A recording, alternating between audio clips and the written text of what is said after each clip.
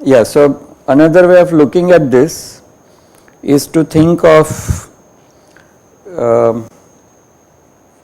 this so the point is these overall things are not that important. All the material is here. So we define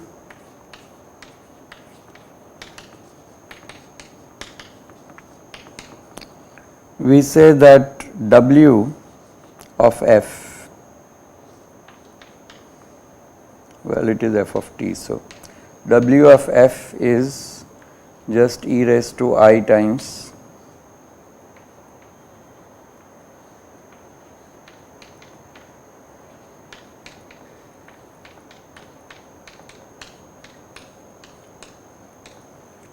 d of t1 minus t2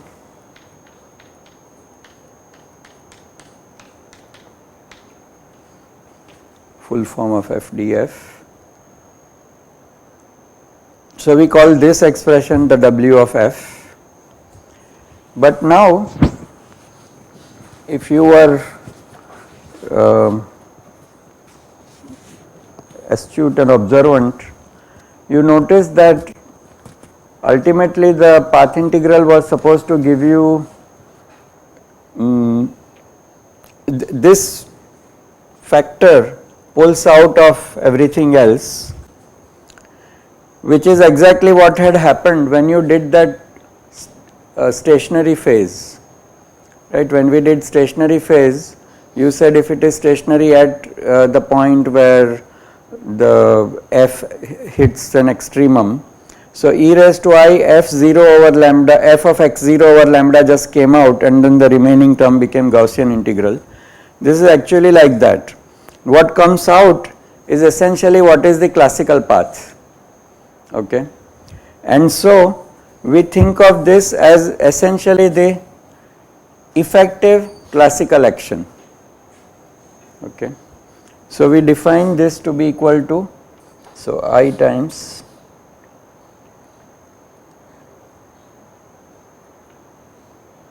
z of f.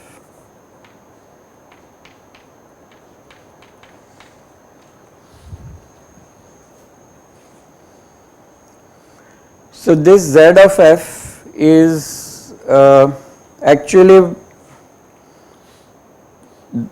what we call the effective action, but in terms of the current instead of in terms of the variables. For the time being, just remember that this is how we write, this is the concepts we introduce. We call W of f to be this. In field theory it will make more sense, and however this is effectively saying that I am also defining log of W as some new quantity, but its logic is that it is whatever is in the exponent, as if it was the result after you had integrated out all the dynamics, and that's the dominant thing.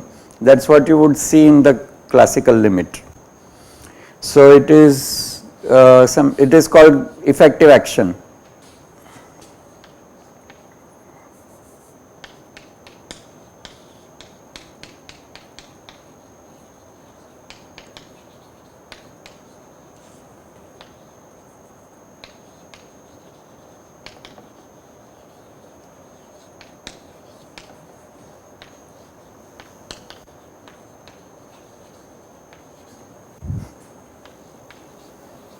Actually, you have seen this in StatMech.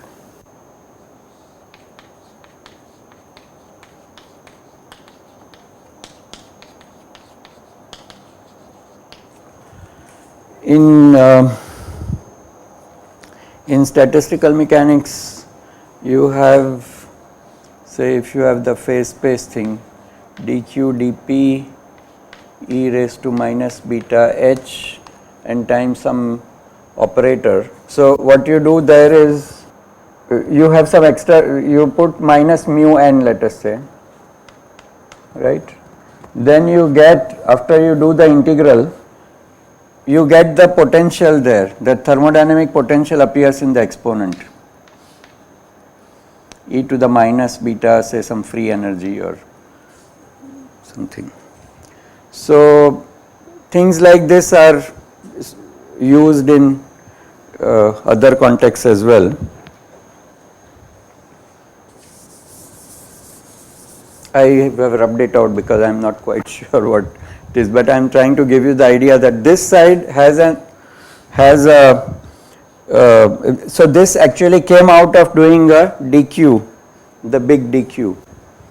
But after all the dust settles, we just identify the leading term as the new effective action.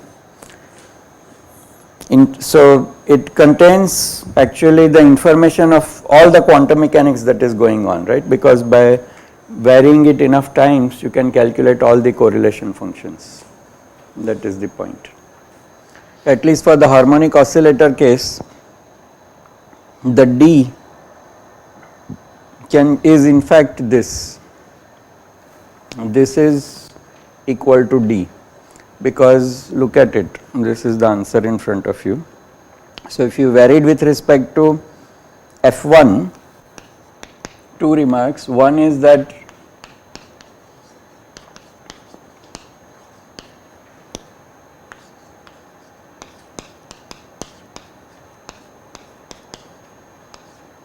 this is the average.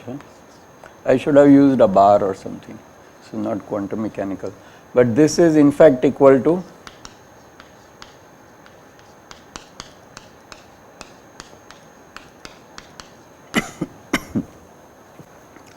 because what happens, you vary this with respect to F1, D1 to F2 comes down.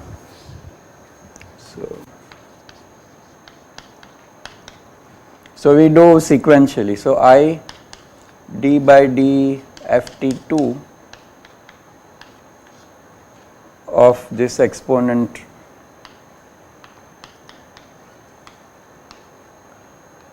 f df will be equal to the f df in the denominator, but with one f removed. So it will become equal to this I times this minus I. So plus a half integral dt dt2. This is varying with respect to t2. So dt1 will remain f of t1 times dt1 minus t2, right, and times the exponent itself.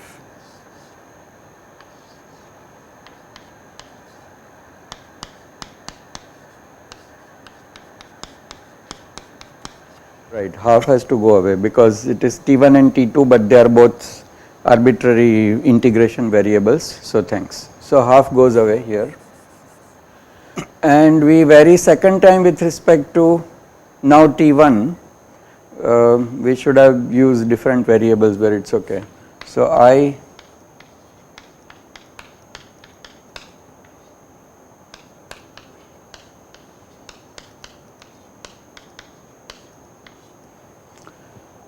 then gives, then this f gets plucked off, so we get d of t1 minus t2, and then we are supposed to evaluate it at f equal to 0. That's good. So I forgot to say that here.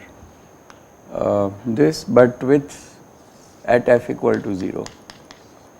The averaging prescription says that you vary and then set the auxiliary variable to 0. So then you will get that. Yeah, some details need to be checked, but I think this is correct. So this is one thing.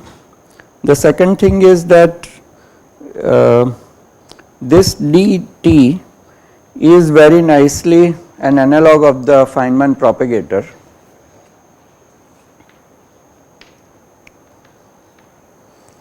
So dt is equal to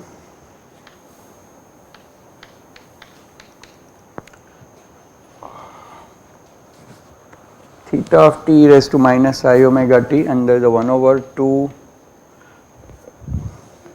I omega.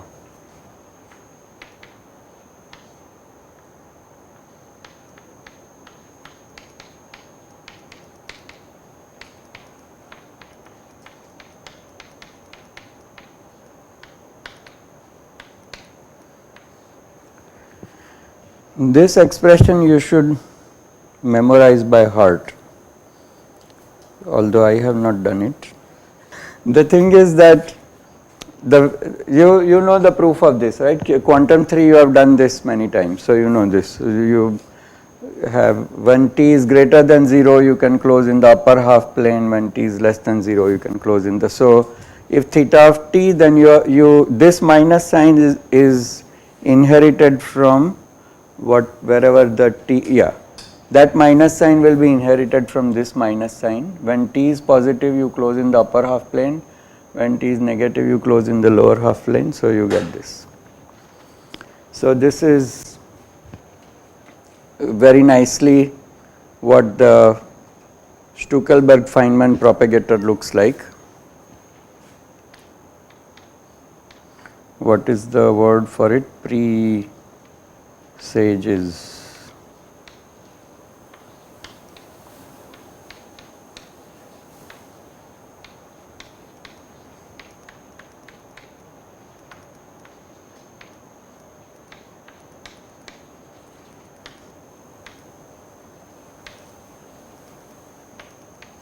So Feynman tried to apply the path integral to electrodynamics, but the boundary condition was still a problem.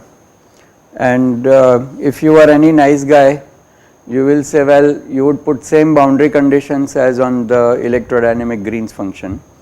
So you must have done Jackson chapter 13. So where he computes the Green's function for classical electromagnetic field, it's just quadratic, it's just box equal to 0. So that box becomes 1 over p square, but if you just want classical electrodynamics, then you want influences to propagate only forward in time. So the prescription you put is not I epsilon, but simply put both the poles above the axis, so that you get contribution from both the poles, everything goes forward in time, nothing goes backward in time. That's what Feynman tried and he was not getting the answer.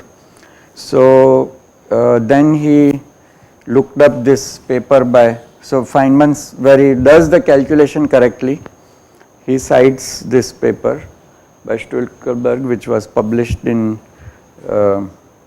Helvetica Physica Acta. I forget the spelling, some Physica Acta. This was Helvetia, as you know, is Switzerland. So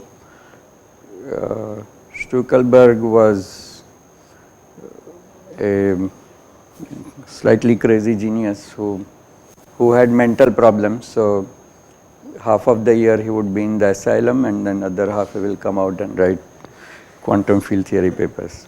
My advisor ECG Sudarshan was proud to note that he shared the initials with him, which were also ECG. So it is ECG Stuckelberg. Good. So now we go to field theory. One last comment is that this particular, so it is sub comment because I said only, or we can take it as third remark, is that this particular fact that the poles are above and below, right, like this on the omega axis on the complex E plane. Yeah. So this is my notation for the complex plane of the variable. This means that this path of integration for E could actually as well have been rotated to this path.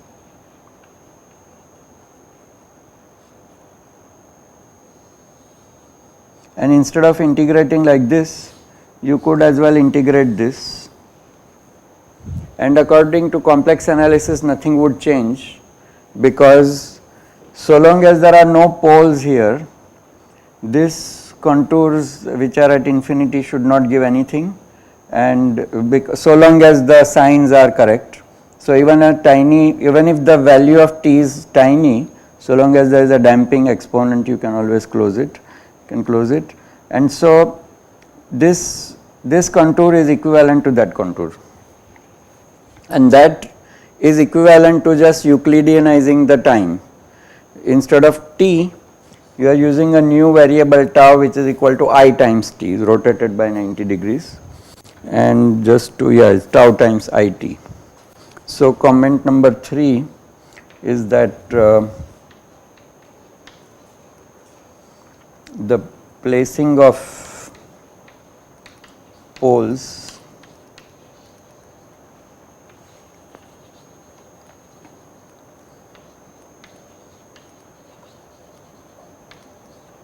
rotating t to rotating 2, let me write like this, tau equal to I times t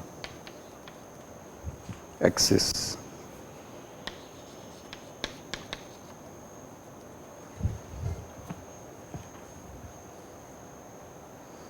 This is a trick used quite a lot in quantum field theory, and this is called Wick rotation, after G.C. Wick.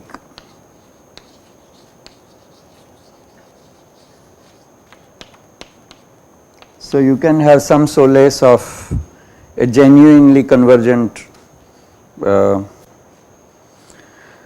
Gaussian instead of having to have that fake Gaussian with an I stuck in it. And so last time somebody was asking me this question, what is all this trickery, you go to imaginary axis, you do this, and everything is otherwise mathematically ill-defined. Well, the point is that we really want to express the functional dependence on these f's. This is all that matters, because this functional dependence will always correctly reproduce what these averages are. And again, whatever this expression, averaging expression is, what we are interested in is the dependence on T1 and T2. We want to eventually calculate a correlator or an endpoint function in which we are interested in the parametric dependence on T1, T2, Tn, and everything else is really a scaffolding. So in it, if there are these impressionistic flaws from the point of view of mathematics, the point is we are not actually trying to compute the value of it. We are trying to use this as a generating function for a formula. This is the formula. This formula will correctly generate T1 parametric dependence of this average value on T1 and T2 by doing this mumbo jumbo here. Okay. Whatever abracadabra you do, in the end the answer should come out right. And that is, so long as that part is right, that is all you care. And so these are ways of remembering how to generate it out of the full thing. So if you think of it that way, then you stop worrying about the mathematical precision of the formula or of the process. The procedure looks quite shaky, but this is why you don't worry, because in the end it is not that you are computing a value out of it, but you are computing a function out of it, a dependence of a function on its arguments. So we can begin with how this appears in quantum field theory.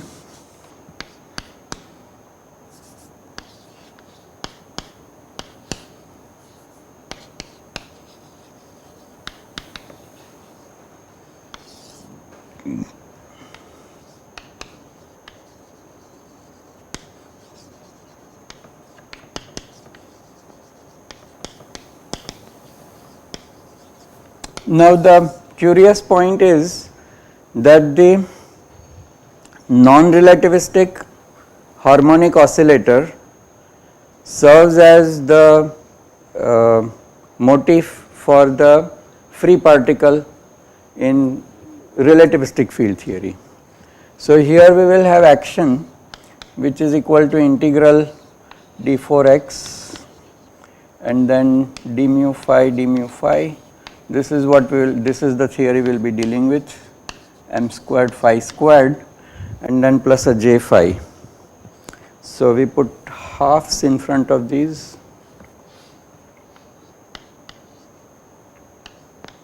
real scalar field.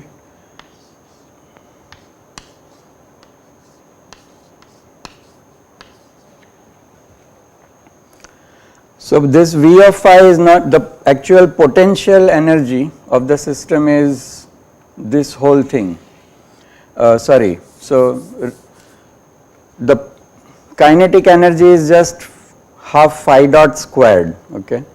So the minus gradient phi square minus m square phi square and minus V phi together make up minus u, okay.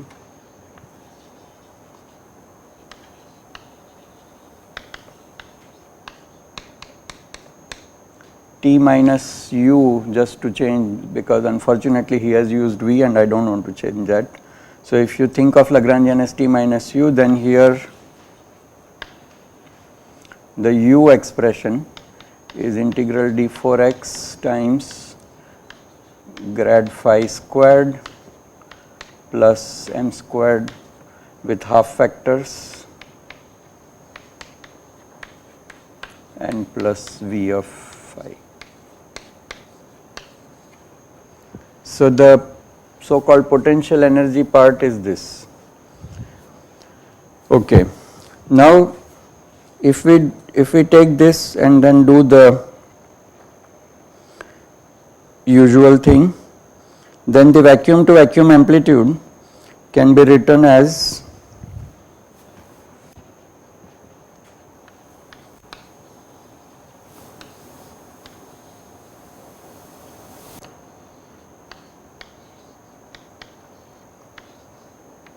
and now we call this J, the forcing function J, to be equal to integral some normalization times integral d phi. I will just write in more detail what d phi has to be, e raised to I integral d4x times a half d mu phi minus a half m square phi squared minus V of phi, and then plus a j times phi. So the I multiplies everything, this is this, and then plus j of x phi of x.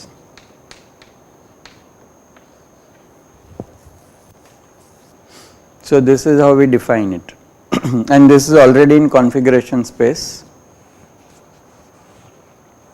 because of the reason that this is anyway quadratic in the velocity, so does not matter, m square phi square.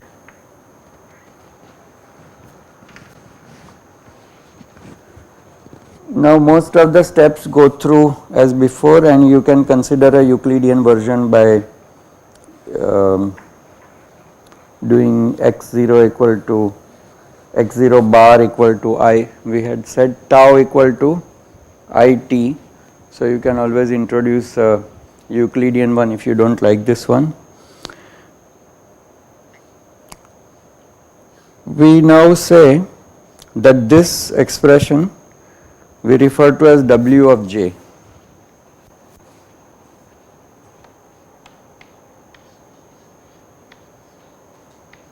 Some warning, if you read Isaacson and Joubert, then the W and the Z are exchanged.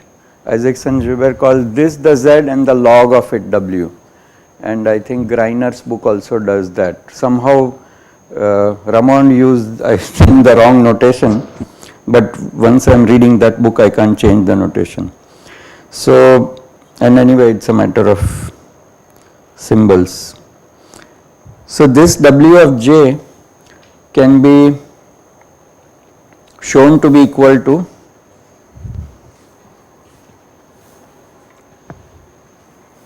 and this we can do next time, or you can see most of it.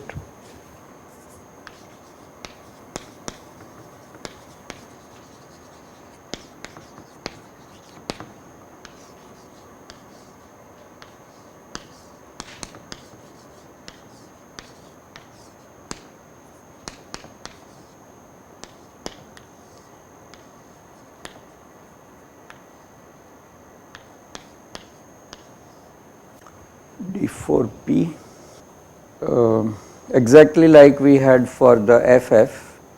So minus I over 2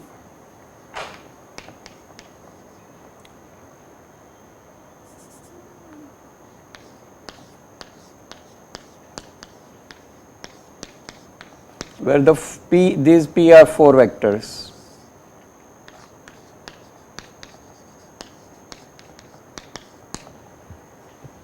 And our notation for this is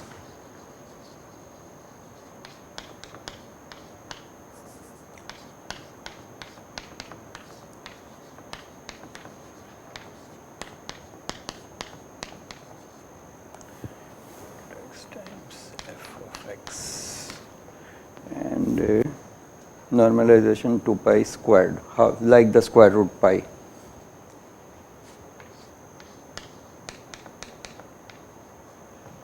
Square root 2 pi we had there. This is the convention for the Fourier transform. So then you get this answer. You will not be too surprised because exactly like we got for the q dot square, if you start with phi dot square and have dt, then it will become omega times minus omega times q, phi tilde of omega phi tilde of minus omega, it will become product like that. So eventually you will just, and then you will complete the squares, etc. So you will get this. So you can try to do it for your own benefit.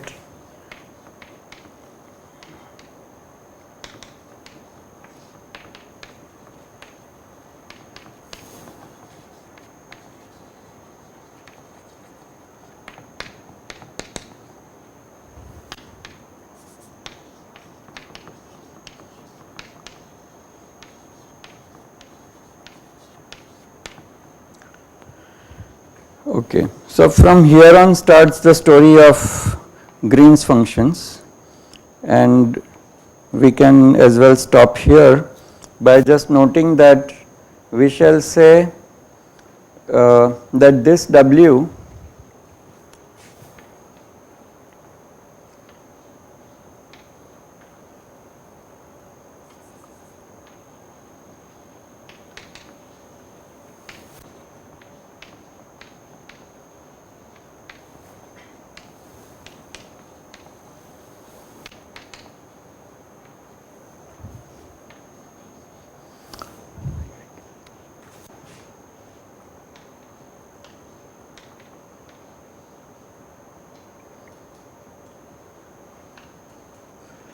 infinity, let me carry it here.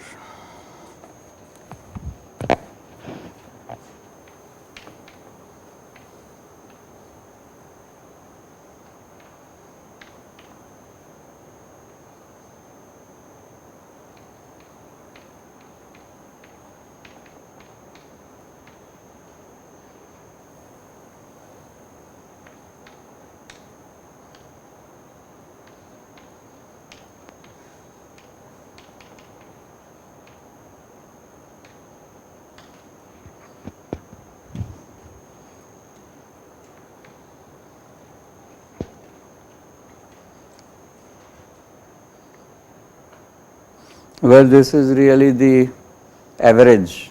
Okay. In other words, so this is a functional. If it is a functional and admits an analytic representation, then you get a oh, this is not, this is integrals over the right. So these are integrals over x1, x2, xn, I to the n integral. Okay.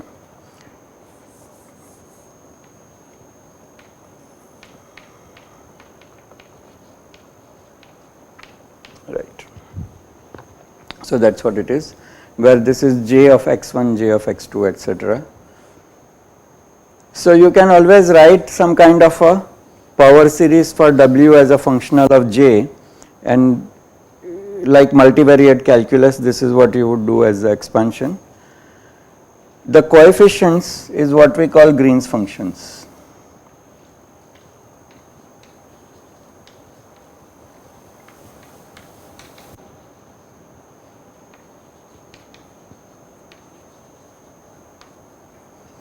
Or simply correlation function.